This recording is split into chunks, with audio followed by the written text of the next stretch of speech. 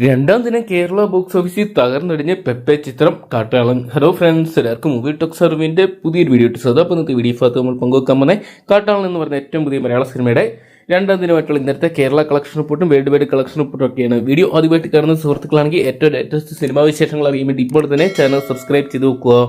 Antony Varghese Pepe, Thushara Vijayan, Sunil, Kabir ദുഹാൻ Singh, Bharat Tiwari, Jagdish, Siddique, Anson Paul തുടങ്ങിയ മലയാളത്തിലെ, തമിഴിലെ, ഹിന്ദിയിലേക്ക് പ്രമുഖ താരങ്ങളെ അണിനിരത്തി നവാഗതനായ പോൾ ജോർജ് അണിയിച്ചൊരുക്കിയ ചിത്രമായിരുന്ന കാട്ടാൾ എന്ന് പറയുന്ന സിനിമ ക്യൂബ്സ് എന്റർടൈൻമെന്റ്സിന്റെ ബാനറിൽ ഷെരീഫ് മുഹമ്മദ് നിർമ്മിച്ച ചിത്രത്തിന് ആ ദിനം നല്ലൊരു പ്രൈസ് സൈഡ് കളക്ഷനും വലിയൊരു ഹൈപ്പും കൊണ്ടുവരാൻ സാധിച്ചിട്ടുണ്ടെങ്കിലും ഹൈപ്പിനൊത്ത് ചിത്രത്തിന് ഉയരാൻ സാധിച്ചിട്ടില്ലെന്നാണ് രണ്ടാം ദിനമായിട്ടുള്ള ഇന്നലത്തെ കളക്ഷൻ റിപ്പോർട്ടുകൾ പുറത്തു വരുമ്പോൾ കാണാൻ സാധിക്കുന്നത്. എന്തൊക്കെയാണ് ചിത്രം തിയേറ്ററിലോട്ട് ഒരു പരാജയമായിട്ട് മാറുന്ന ഒരു കാഴ്ചയാണ് കാണാൻ സാധിക്കുന്നത്. അതേസമയം ചിത്രത്തിന് നല്ല അഭിപ്രായങ്ങൾ ആദ്യം തന്നെ സ്വന്തമാക്കി പിന്നെ ചിത്രത്തിനെതിരെ കടുത്ത ഡീഗ്രേഡിംഗ് തന്നെ നേരിടുന്ന ഒരു കാഴ്ചയായിരുന്നു കാണാൻ സാധിച്ചിട്ടുണ്ടായിരുന്നേ.